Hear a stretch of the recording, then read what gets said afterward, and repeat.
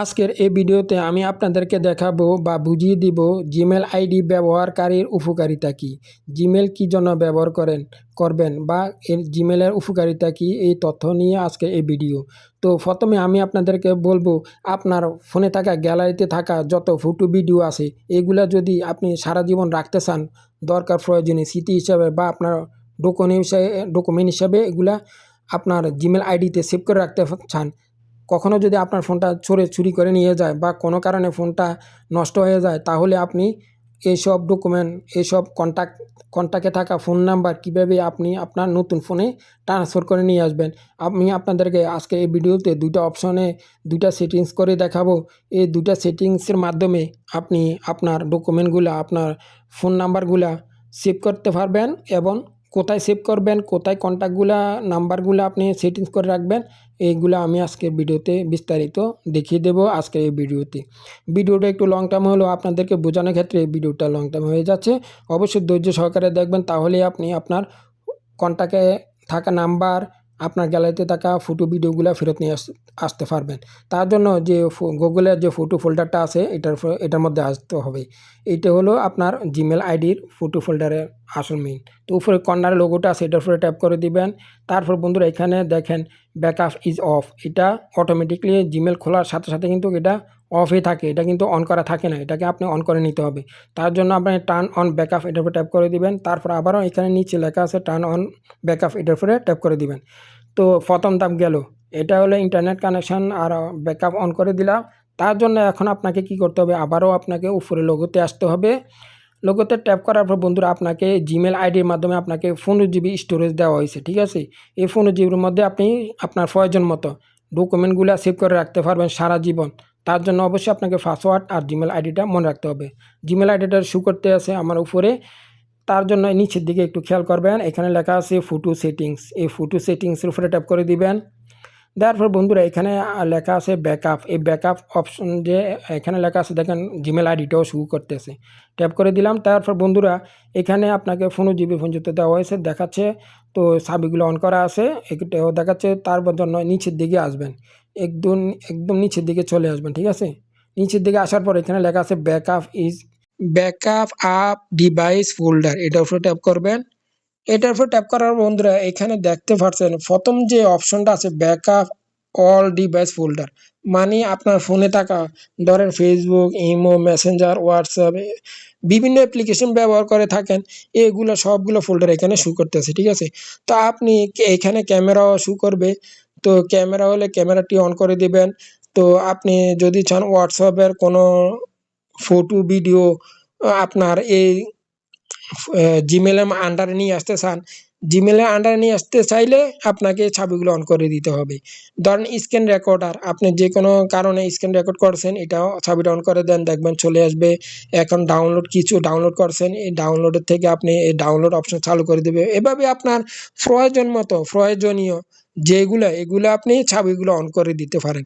আপনি যদি উপরেরটা যদি অন করে দেন বন্ধুরা, উপরেরটা অন করে দিলে কি হবে, সব ফোনে থাকা যত আজে বাজে ফটো ভিডিও আছে সবগুলো এখানে চলে আসবে। এতে কি হলো, আপনার এই যে মেমোরি স্টোরেজটা আছে, জিমেলের যে স্টোরেজটা আছে এটা ফুল হয়ে যাবে অপ্রয়োজনীয়ভাবে। আপনি কি করবেন, একটা একটা করে অন করে দিবেন, মানে আপনার প্রয়োজন মতো, ঠিক আছে।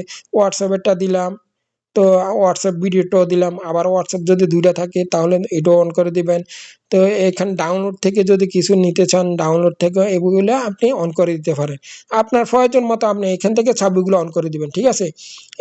এখানে হলো আপনার ফটো ভিডিও ডকুমেন্টগুলা আপনার জিমেলে সেভ করে রাখার পদ্ধতি।